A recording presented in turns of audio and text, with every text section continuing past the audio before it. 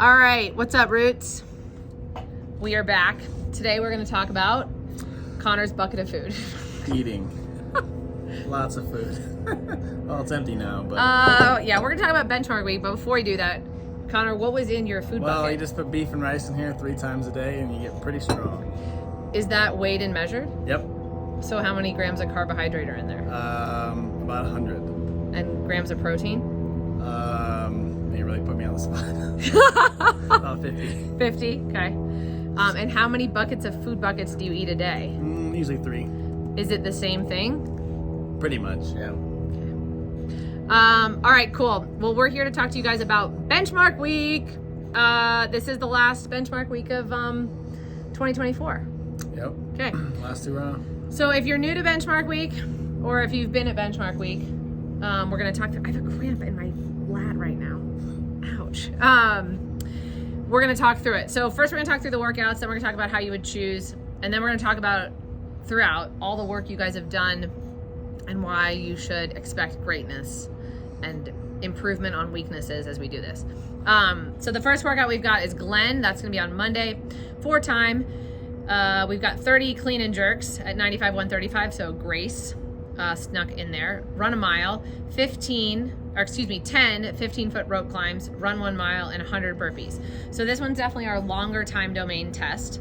And it's also got Grace within the structure of the workout. So a couple things that stand out. Overall, we've been doing good amount of rope climb work. So this is a way to test your rope climbs and being able to get up and down that rope 10 times in a row with nothing else to break it up. And then we've also just got like that longer effort. So people that have been coming to engine, good way to kind of test what that sustained longer effort looks like with a push at the end on the 100 burpees. And Glenn is a great hero workout. Okay, then we move to Connor's favorite. Back squat. 5 sets of 1. So finding a 1 rep max, which is great. Another chance for me to beat max in something. It's always good. We're going to go live for that one. Yeah. Do it live! Do it live. Mixed with a gymnastics max rep test. So the muscle ups, the strict pull ups, the kipping pull ups, or the bent arm hang. So yeah. Just one and done. One and done. Back squat. Do you think people, what do you think on the back squat? I would say that on the whole, we've been squatting more in the last 3 months. So I think that it would be reasonable and we've been doing a lot of lunging and stepping up. So I think it'd be reasonable for people to look to improving their back squat in this last 3 month gap of benchmark week. Yeah. Yeah, I think so too. Yeah, for sure. That one takes a little bit of thought, so start thinking through how you want to open with that one. So it is 5 singles, but for, having your numbers laid out before you come in and not leaving it to chance is a good way to get there. Also a good one to put a little bit of extra time into warm up. So if you take your set at 65% and it just doesn't feel that great, take another set at 65%. We were just talking about this the other day or maybe it was Lindsay and I. Yeah, no. No, it was you and me, yeah.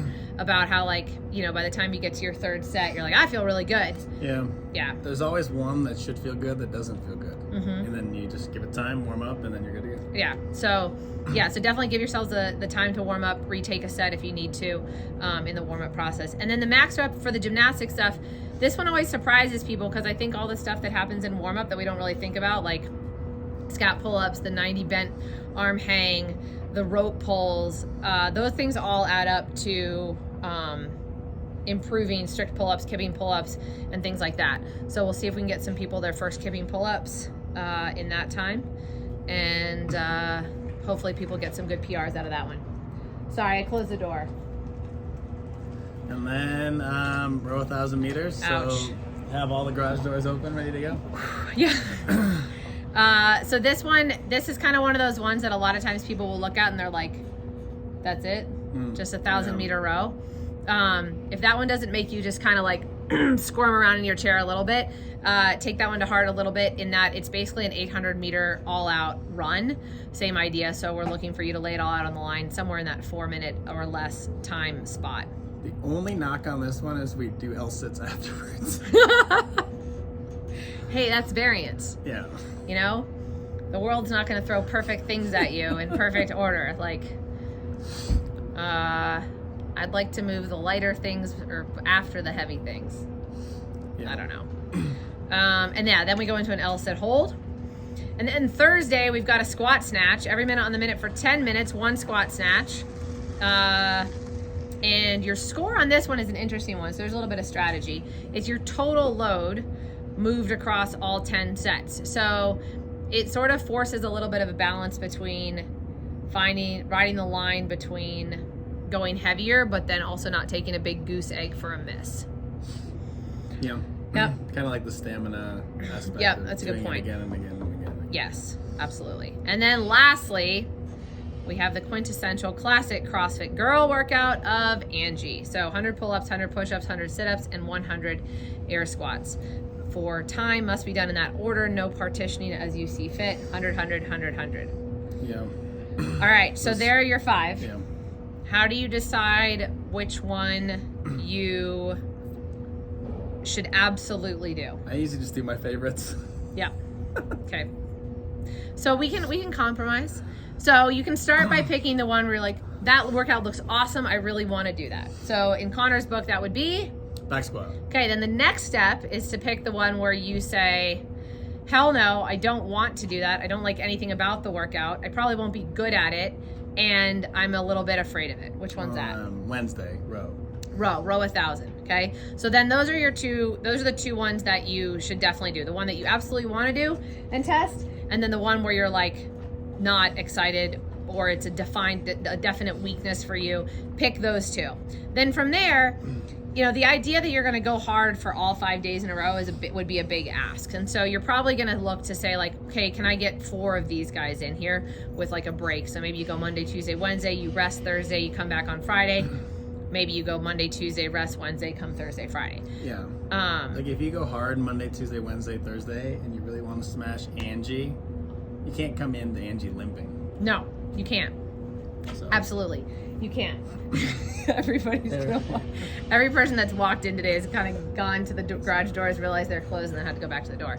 Okay, so you figure out the next 2. So you can kind of look one layer deeper. So if you're like, okay, should I do Glenn? Well, maybe if you look at Glenn as a whole and you're like, okay, longer time domain stuff I'm pretty good at, but maybe the idea of doing 10 rope climbs is something that's a little bit daunting, but something that you're like flirting with saying, maybe that's something I could do.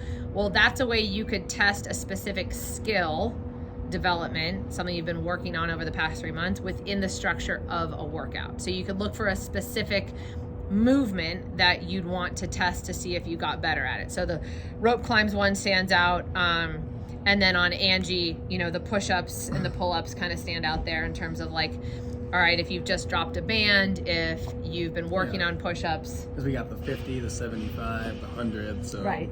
Just pushing a little further than you did the last time. Yeah, for sure. Okay, so then that's benchmark week. What was the other thing we were talking about with benchmark week? Doing good. Yeah, doing good. So this is a good time to start thinking about as you're building into it. Obviously, we're doing games week this week, which has been super fun. All the workouts this week are mimicking or direct copies from workouts that were from the 2024 CrossFit Games. We'll come back after this weekend, and then we're ready to hit it for benchmark week. So start thinking about how you're going to plan your food. Start thinking about what you're going to need to do to be able to be warmed up a little bit more for these. So maybe you have to come in 10 minutes early. Maybe you're doing a little bit of extra work. Foam rolling, doing some mobility as the week progresses so that you don't walk in, like you said on Friday at Angie, and you're like, oh, I'm super sore. And all of those things will contribute to a better benchmark week. I know a lot of you guys are also doing Erica's challenge, so that's like a great time to be able to throw that all together. And I think that's it. Benchmark week 2024, and lastly, 2025 benchmarks.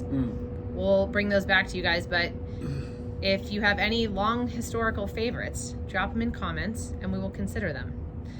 And then we'll do a month of benchmark week. Sweet. No, I'm kidding. But yeah, we'll have new workouts. This is the last time you guys are going to see these. Go ahead and make sure you guys are throwing them into the scoreboard, into SugarWOD when you do it, because, and then put if it was a PR from any of the last 3 times you've done it. Okay, that's all. We're out. Cool. Happy Tuesday.